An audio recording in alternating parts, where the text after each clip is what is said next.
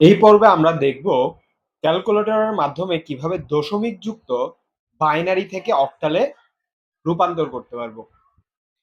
সেটার জন্য প্রথমে একটা কাজ করতে হবে, সেটা হচ্ছে যেহেতু আমরা অক্টালে যাচ্ছি সেটার জন্য আমাদেরকে ছোট্ট একটা কাজ করে নিতে হবে। 1101.101 এই সংখ্যাগুলোকে 3 বিট করে ভাগ করা আছে কিনা সেটা দেখতে হবে। এখানে 3 আছে, এখানে আরো 2টা জিরো লাগাই দিতে হবে।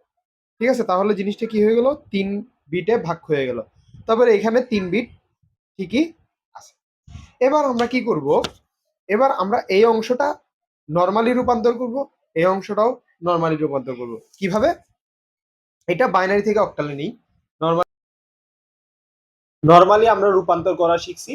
যদি সমস্যা থাকে আমাদের ফুল প্লে লিস্ট আছে, ওইটা থেকে তোমরা ক্লিয়ার করে ফেলতে পারো। তাহলে বাইনারি থেকে অক্টালে যাইতে হলে আগে মুভ ট্রিতে যাইতে হবে, এবং আমরা বাইনারি থেকে অক্টালে যাচ্ছি। এখানে বাইনারি সংখ্যাটা লিখে ফেলি 00, লেখা যে কথা না লেখাও সেম কথা, 01। কোথায় যাব? অক্টালে। কত আসছে? 15। এটা আলাদা করে এখানে লিখে ফেলি। এবার এই অংশটাকে কি করব, আবার রূপান্তর করব।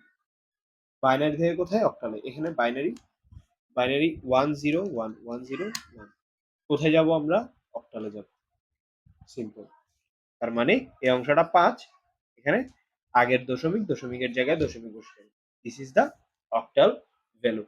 তো এভাবে তোমাদেরকে কি করতে হবে, আগে যতই দেওয়া থাকুক, জয়টাই দেওয়া থাকুক, তোমরা আগে কি করতে হবে, এরকম 3 বিট করে ভাগ করে নিতে হবে। এরকম 3 বিট করে ভাগ করে নিতে হবে। 3 বিট করে ভাগ করে নিতে হবে। এদিকে একটা আছে, আরো 2টা শূন্য লাগাইতে হবে। এরকম 3 বিট করে ভাগ করে দেন এই অংশটা এই অংশটার মতো নরমালি, এই অংশটাতে এই অংশটার মতো নরমালি করে দিবা। তোমার ম্যাথ মিলে যাবে। ওকে, ধন্যবাদ।